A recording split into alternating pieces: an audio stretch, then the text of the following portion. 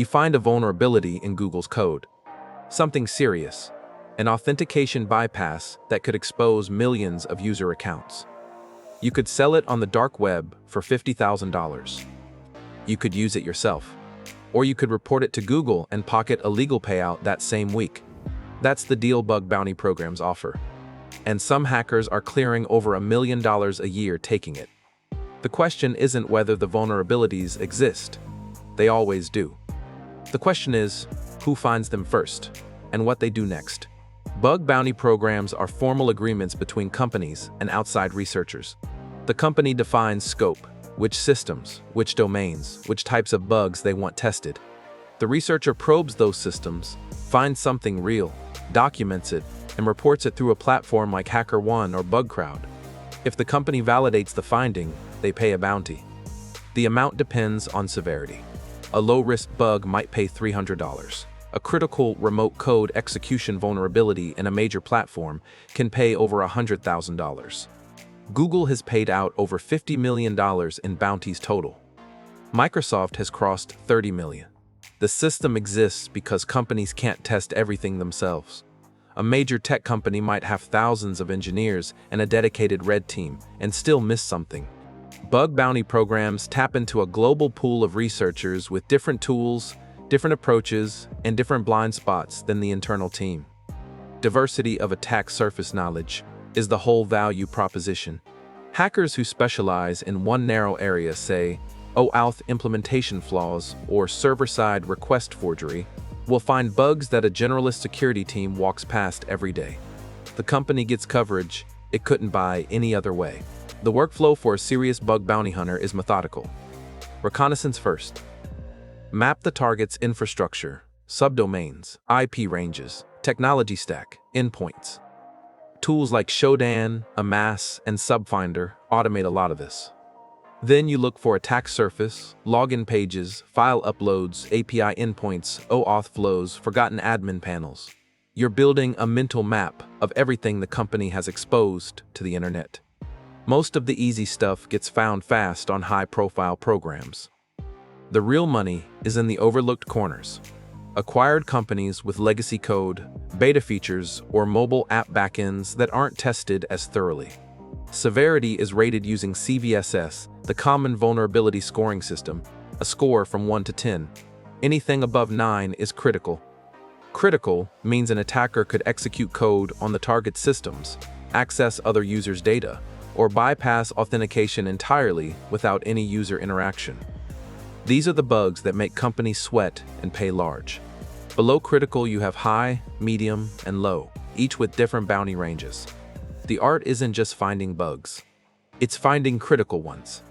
A hunter who consistently reports only low-severity findings won't sustain an income. The skill is knowing which attack paths lead to the highest impact. The top earners on HackerOne have made over $4 million lifetime.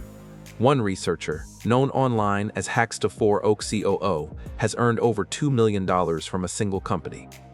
These aren't hypotheticals. They're documented on public leaderboards.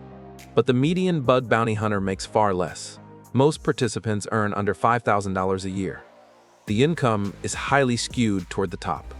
It's a competitive marketplace where the best researchers find the best bugs first. Once a vulnerability class is well understood, it gets patched industry-wide and the window closes. You have to keep moving to new attack surfaces before everyone else does. Private programs are where serious hunters focus. These are invitation-only bug bounty programs, offered to researchers who've demonstrated skills on public programs. Private programs have less competition, fresher attack surface, and often pay higher bounties. An invitation to a private program from a major bank or cloud provider is genuinely valuable. To get there, you build a reputation on public programs, consistent, high-quality reports, no noise reports, no duplicate submissions, clear documentation. The companies running private programs look at your track record before they extend an invitation. The legal framework matters more than most beginners realize. Bug bounty programs include a safe harbor clause, formal language stating that research conducted within the defined scope won't result in legal action. Go outside that scope and the protection disappears. Accessing systems not listed in the program, even if you find something significant, puts you in murky legal territory. The Computer Fraud and Abuse Act was used to prosecute researchers who found things companies didn't want found. Before you test anything, read the scope. Then, read it again. The difference between a legal payout and a federal charge is whether you stayed in bounds. For someone looking to break in, the entry path is structured. Start with platforms like HackerOne, BugCrowd, and Integrity. They host hundreds of public programs.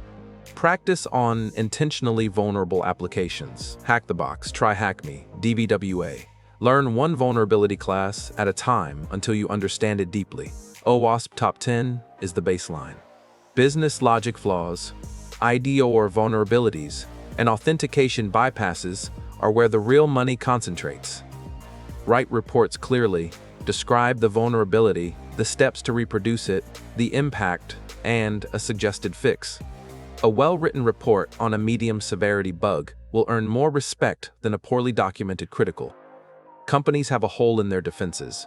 They know it. They can't find it themselves. So they open the door and say, if you can find it, we'll pay you. That's the deal. And the hackers who take that deal seriously, who treat it like a profession, not a side hustle, are building careers that pay more than most software engineering jobs. The skills transfer directly. Pen testers, red teamers, and security engineers all come from the same knowledge base. If you want to understand how real-world penetration testing works as a day-to-day career, not just the concept, but the actual job, our video on penetration testing as a career covers what the work looks like from the inside.